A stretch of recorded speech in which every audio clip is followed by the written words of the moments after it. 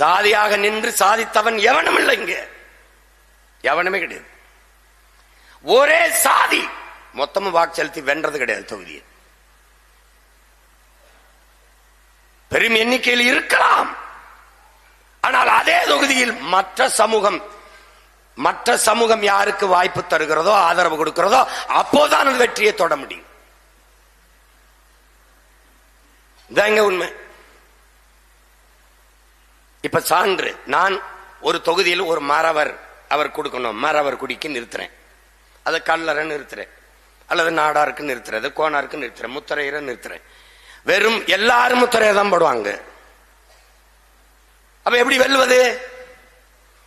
எந்த முத்தரையரோட, எந்த கல்லரோட, எந்த மறவரோட, எந்த படையாட்சியோட, எந்த தேவேந்தரோட மற்ற சமூகங்கள் இணையுதோ அங்கதான் வெற்றி இருக்குது.